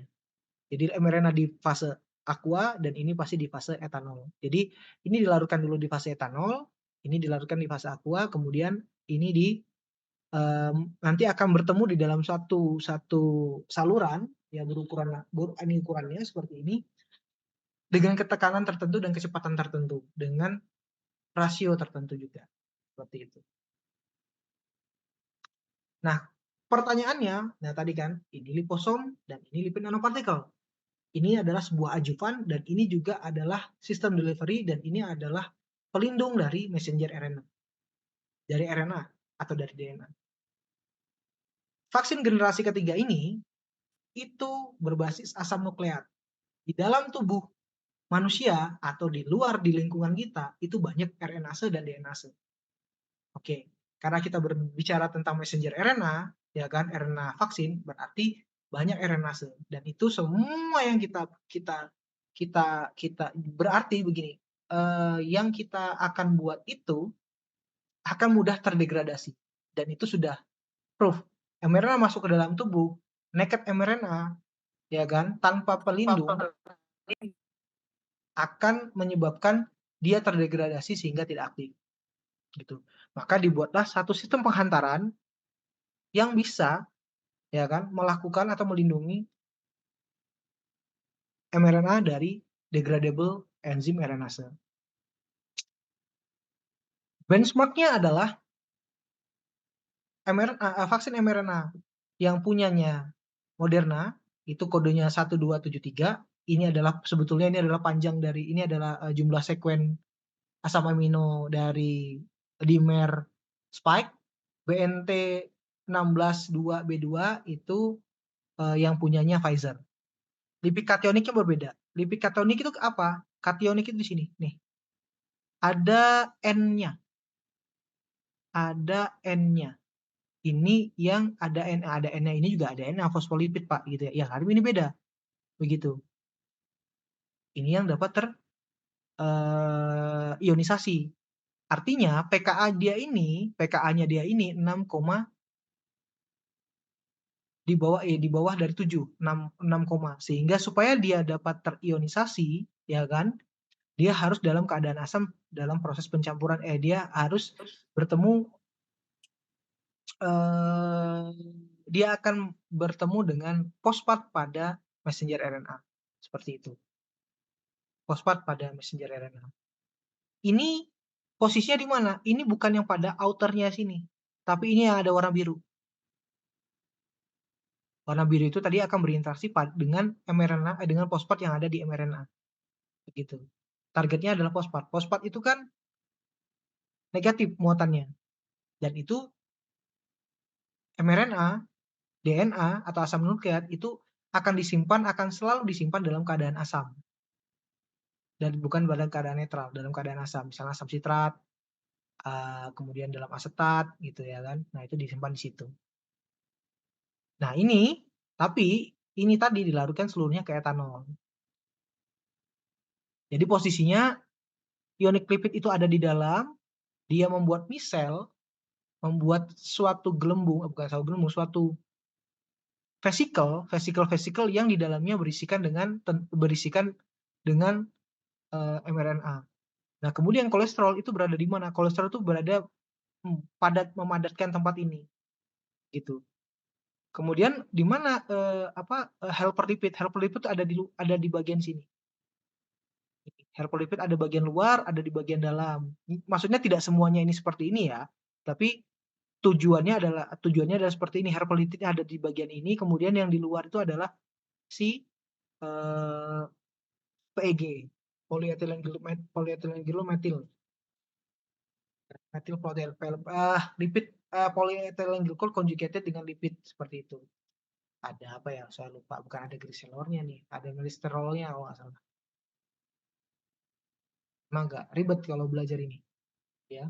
Ukurannya 2000, jadi makanya panjang. Makanya di sini ada dia ada yang melingkar, ada yang bentuknya branch panjang seperti itu, ada yang dia memendek gitu. Ini untuk tujuannya adalah untuk stabilitas gitu.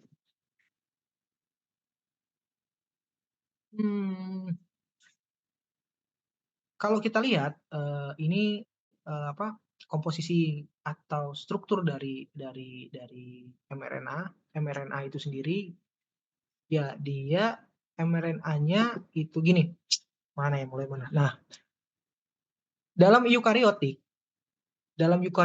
untuk dikenali dengan messenger mRNA itu untuk mengenal dalam eukariotik messenger RNA itu akan dikenali oleh ribosom, itu harus ada faktor internalisasi gitu ya kan. Nah, reseptor binding site-nya itu pada posisi 5 aksennya ya kan, itu guanosin itu ya kan, di posisi 5 aksen itu pasti ditempatin oleh asam nukleat guanosin atau guanidin. Kalau sudah dia terikat fosfat dan terikat dengan terkonjugasi dengan fosfat dan ribosa itu dinamakan guanosin gitu ya kan. Itu harus tercapping gitu. Tercapping itu ada dimodifikasi. Secara natif dia di posisi 7 itu guanosin itu di posisi 7-nya itu substituennya adalah metil. Itu dulu. mRNA itu dicirikan juga dengan ini, kemudian dicirikan juga dengan poli A. Gitu ya. Poli A. Kemudian di dalam mRNA itu sendiri di 5 aksen dan 3 aksen itu ada daerah namanya untranslated region atau daerah yang tidak ditranslasikan dan 3 yang tidak ditranslasikan. Ini memang natifnya seperti itu di dalam tubuh manusia. Jadi Pfizer dan Moderna ini memimikri ini. Kemudian untuk menghindari dari tadi toll-like reseptor 9, 8, 7 dan 3 yang ada di dalam sel, ya kan? Itu uridinnya diganti dengan metil pseudouridin. Diganti. Ya ini sebenarnya sintesisnya ada kitnya sih sebetulnya, nggak repot gitu. Nggak repot. Yang repot adalah belajarnya gitu. Nah, ini komposisinya diubah gitu. Oke. Ini ya, seperti itu.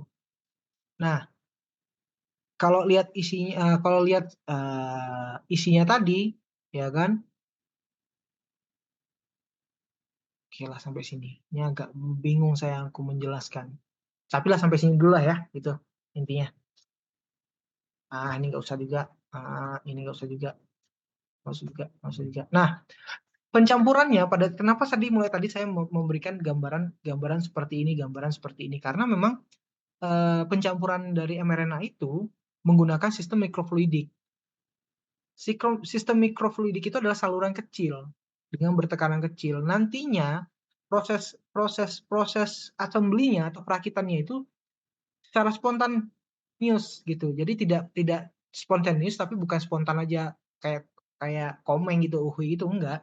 Maksudnya spontaneousnya adalah bagian tadi karena kita udah memprediksikan bagian yang akan berikatan tadi itu adalah fosfat dan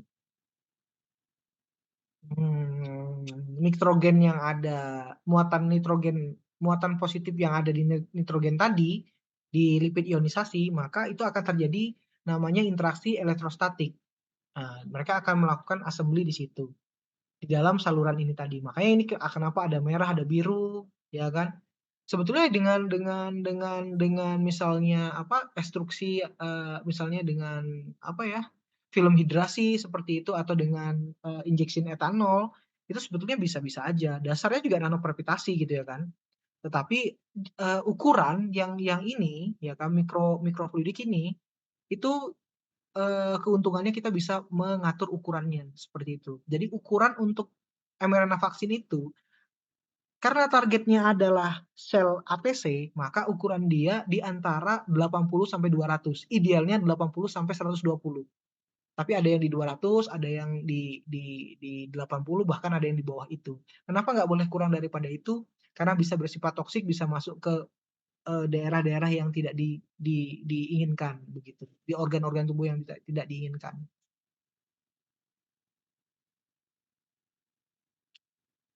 Oke. Nah, ini balik lagi ke sini ya. Aduh. Ya.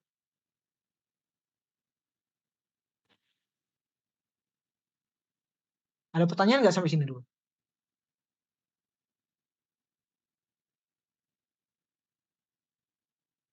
Ada tak?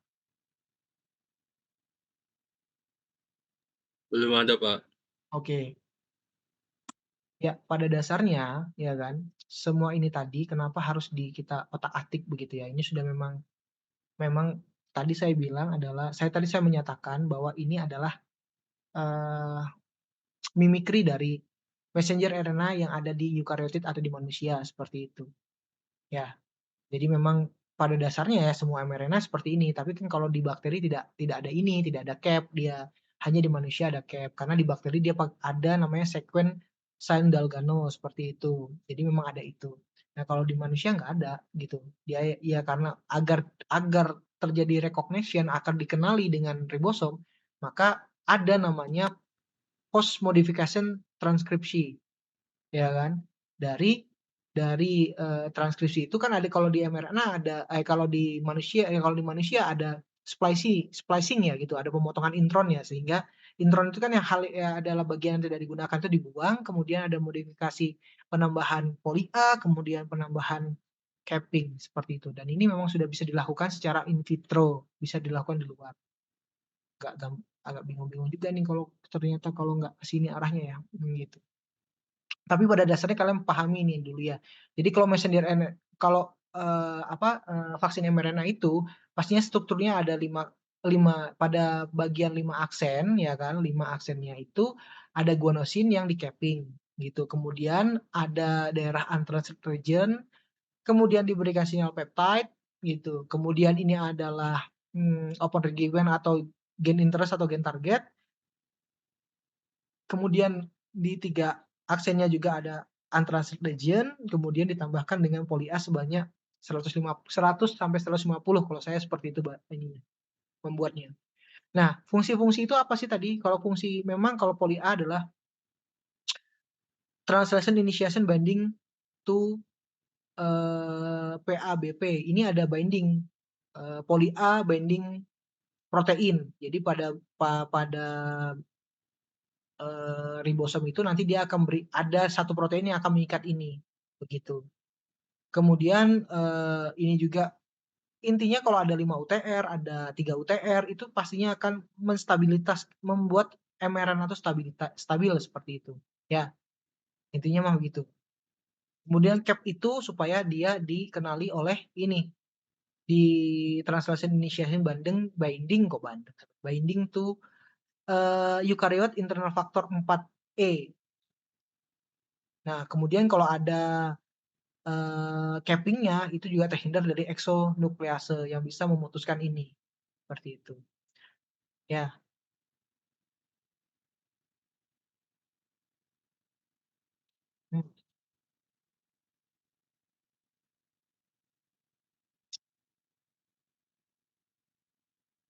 Oke. Kan kalau transkripsi itu terjadi di dalam sel. Namun saat ini transkripsi itu sudah bisa terjadi atau bisa dilakukan secara in vitro. Apa sih yang dibutuhkan kalau secara in vitro? Ya. Yang pasti kita harus paham dulu RNA polimerase itu adalah enzim yang mengkonvert atau yang mentranskripsi DNA menjadi RNA. Oke. Di sini kenapa 7R RNA polimerase? Karena ya kan ini diambil dari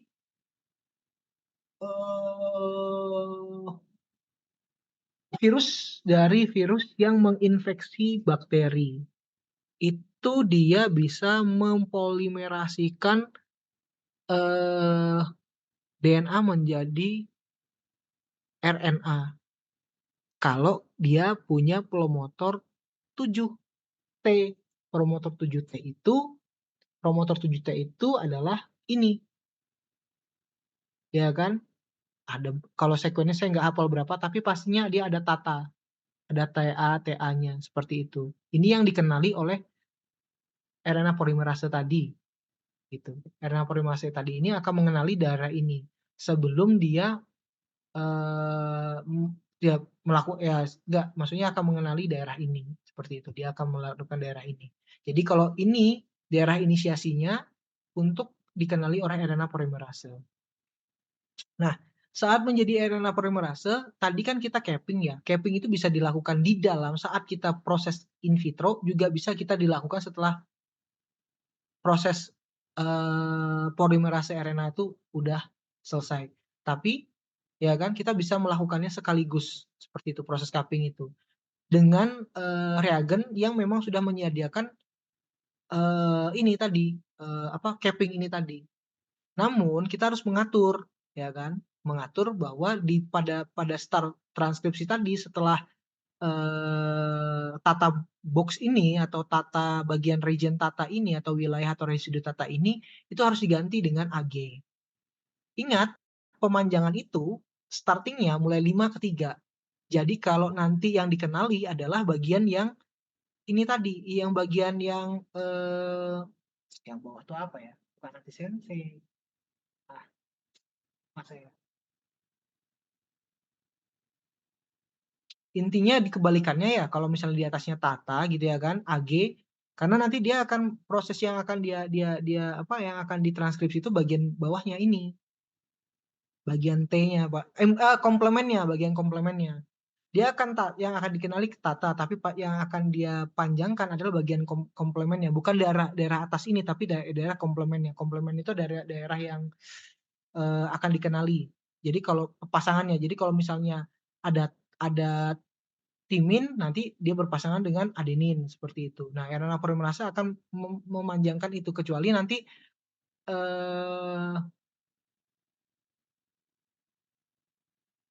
apa yang diganti ya? Oh ya, ini yang diganti berarti. Ini yang diganti nanti. Gitu, ini yang diganti.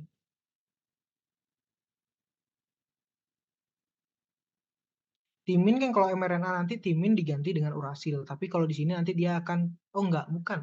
Cysteine yang akan diganti dengan urasil seperti itu. Jadi T tetap akan dikenali dengan komplement dengan adenin seperti itu. Terus dipanjangkan hingga habis seperti itu. Nah, ini karena ini tadi di awal, jadi nanti kalau kita masukkan seperti ini ya. Kita akan masukkan. Nah, ini yang akan diambil sebagai source-nya enzim ini untuk dikomplementkan dengan T dan C di pertama kali. Jadi sehingga sudah bisa tercapping di bagian 5 aksennya begitu. Ya, akhirnya nanti jadi metil seperti ini. Saya tuh bukan bingung menjelaskan, tapi kalian ini bisa membayangkan atau enggak? Itu di kepala saya mulai tadi tuh. Pokoknya ini terlalu berat ya materinya. Oke. Nah, kemudian ada juga namanya, karena tadi saya bilang dasarnya adalah untuk menghilangkan uridin, karena uridin tadi itu sebetulnya semua bisa diganti. Cuman ternyata dari cysteine, dari adenin dan uridin itu yang bisa diganti, yang paling bagus untuk diganti itu adalah si uridin itu menjadi metil pseudouridin turunannya. Bedanya di mana? Bedanya terletak pada ini tadi. Kalau uridin yang biasa dia tidak punya, dia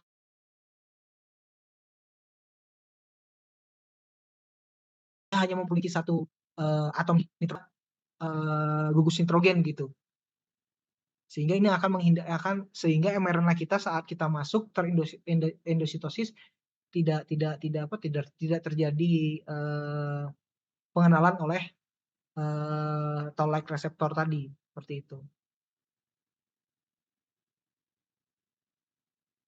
Dalam mendesain plasmidnya gitu kan, untuk di-cloning tadi, gen itu untuk di-cloning tadi, itu kita membutuhkan 7T promotor, ya kan? 7T promotor itu kalau kalian lihat berarti kan ada TA-TA-nya juga semua ya. Itu. Nah, kita sebetulnya tinggal lihat ini arahnya, kalau karena ini arahnya ke kanan, berarti kita lihat ini arahnya ke kanan, sebetulnya seperti itu. TA-TA. Nah, ini kan TA. Nah, dari mana nih tatanya? Sorry. Tatanya itu dari sini sampai sini. Nah, ini kan saya ubah jadi AG ya. Di sini kan ada TA juga ya kan? Gitu.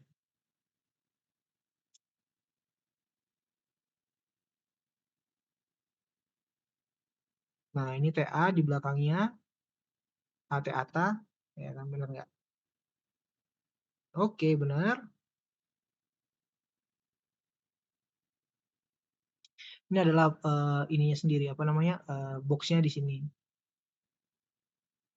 Tatanya di sini, kemudian ini di depannya ada AG. Karena kalau kita mau pakai langsung mau pakai langsung menggunakan reagen capping-nya langsung ada, di depannya harus memang ada Tata. Di depannya kita harus menggunakan start transkripsinya adalah AG gitu.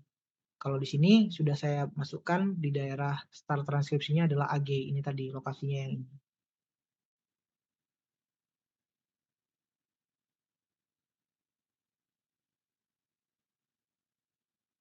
Oke, baru nanti bagian MCS itu ya multi cloning site, yaitu adalah bagian target kita bagian apa namanya gen interest kita atau gen yang kita inginkan gitu. Yang pasti di sini ada 7 T promotornya seperti itu. Nanti yang disintesis karena RNA polimerasenya akan sintesis di sini. Nanti dalam ini saya sudah masukkan di dalam di dalam yang warna Tosca ini ya sekitar 150 100 sampai 120 poli A seperti itu. Nanti di bagian ini nanti dikasih reagent untuk di pemotongan atau reakresi reagent itu menggunakan S-bawan. S-bawan itu adalah enzim yang memotong secara zigzag ya kan. Ini ya kan. TCAG ya di bagian sini. GA ini dia memotong di bagian sini. Gitu. Kalau nggak salah dia bagian sini, saya bukan lupa ya, tapi memang kurang ingat antara bagian sini atau dia memotong bagian TC yang ini. Jadi ada ini ke sini atau ini ke sini seperti itu memotong. Sehingga nanti bisa dilinearisasi. Karena dalam keadaan dia dalam keadaan dia itu sirkular seperti ini, plasmid kan bentuknya sirkular. Dalam keadaan sirkular seperti ini dia tidak bisa untuk langsung ditranskripsikan seperti itu. Dia harus dilinearisasi dulu, dibuka dulu.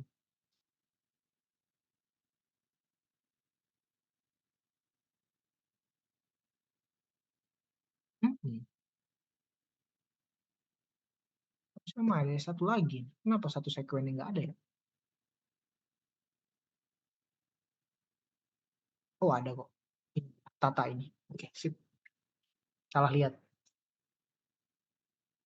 Nah, biasanya pada umumnya kami melakukan transformasi gen itu, ya tadi kalau plasmid kita sebetulnya saat ini kan kamu buka aja GenScript sebetulnya. Ya buka aja GenScript sebetulnya gitu kan. Nah kemudian di sini kita bisa ngotak-ngatik sebetulnya, bisa ngotak-ngatik gen di sini.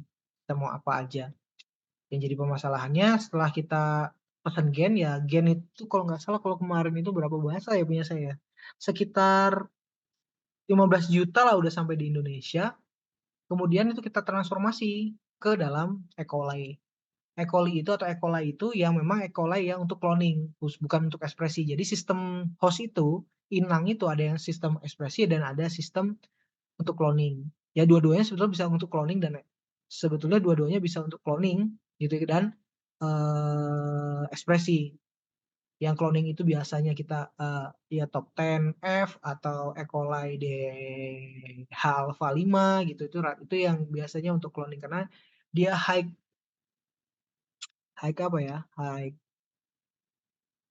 tinggi proses untuk replikasinya itu tinggi seperti itu. Memang strain itu bagus untuk itu.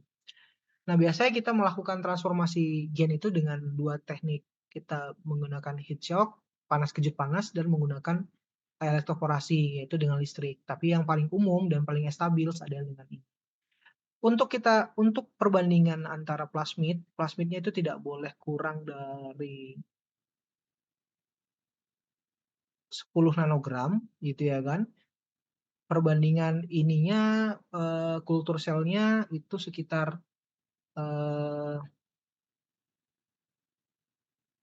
bentar.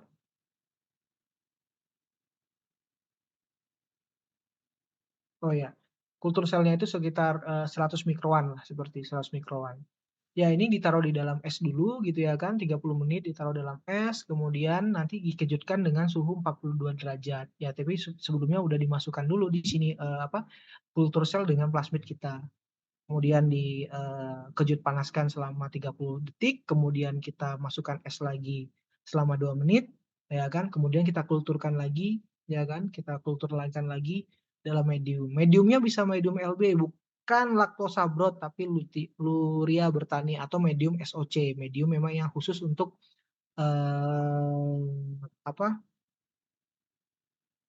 untuk selama inkubasi seperti itu.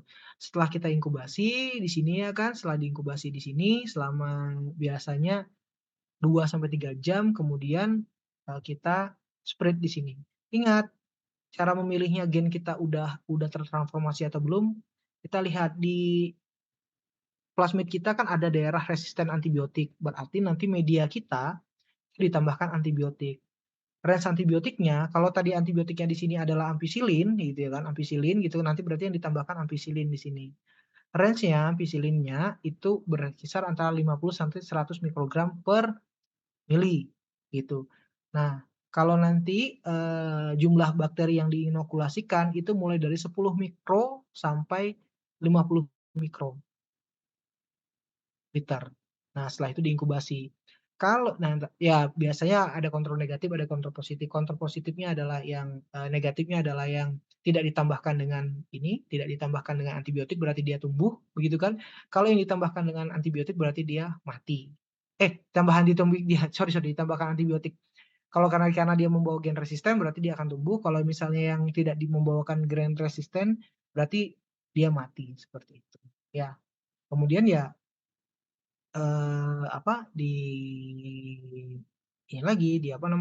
ditransfer ke liquid media gitu. Karena ini kalau di sini dituliskan amisin itu karena di gen plasmidnya mungkin ini saya ngambil gambar aja. Itu karena amisin seperti itu. Ya. Bisa dipahami ya? Gitu. Ini transfer ke sini. Ini blok-blok di sini. Oh ya, habis ini ya dicuplik lagi, inkubasi, kemudian dicuplik lagi, ya kan? Dimasukkan ke sini apakah dia tumbuh atau tidak. Bisa. Nah, setelah tumbuh ya nanti dilakukan namanya isolasi plasmid gitu kan, isolasi plasmid. Nah, isolasi plasmid itu karena gen target saya itu ada sekitar 3.000-an, ya ada di sini 3.000 atau 4.000, ya 3.000 dan 4.000-an sekitar ada di sini ya ini adalah gen target saya sudah ada di sini. Sudah ada di sini. Kalau ini kemarin habis saya coba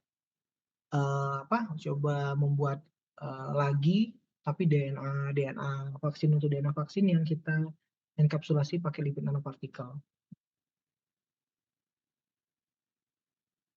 Sampai sini ada pertanyaan? Sudah muat atau sudah cukup?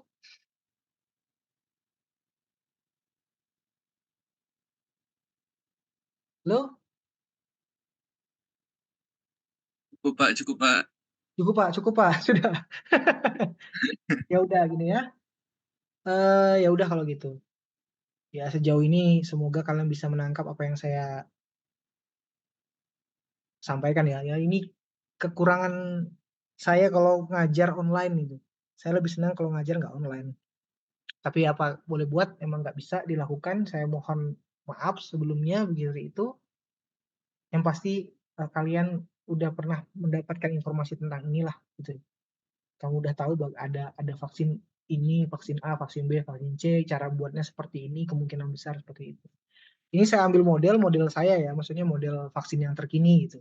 Bukan vaksin yang lama, kalau vaksin yang generasi kedua, ketiga itu cukup rumit sebetulnya. Ada pemurnian apa segala macam, ini juga sama, nanti dimurnikan apa segala macam. Seperti itu. Ya kalau memang sudah tidak ada pertanyaan lagi, kayaknya di sana sudah jam berapa ya? Oh di sini udah jam berapa? Oh ya di sana udah jam 9 lebih kayaknya. Setengah 10. Saya cukupkan, sebetulnya masih banyak lagi itu, masih ada yang mau saya coba berikan gambaran lagi, tapi ya karena waktu ya saya cukupkan pertemuan kita pada malam hari ini. Saya mohon maaf sebelumnya kalau di jam kuliah biasa saya tidak bisa hadir, mohon maaf sekali gitu ya kan, saya mohon maaf sekali dan minta pengertian dari adik-adik gitu. Ya, saya akhiri perkuliahan kita malam hari ini dengan membaca Alhamdulillahirrahmanirrahim. Semoga apa yang saya berikan sedikit ini, pengalaman saya bisa bermanfaat untuk kalian semua saat nanti kalian bisa menjadi orang yang lebih baik daripada saya. Terima kasih, saya akhiri. Wassalamualaikum warahmatullahi wabarakatuh. Waalaikumsalam. Waalaikumsalam. Terima kasih Pak. Terima kasih Pak. Waalaikumsalam. Pak. Terima kasih Pak. Ya, saya izin live ya.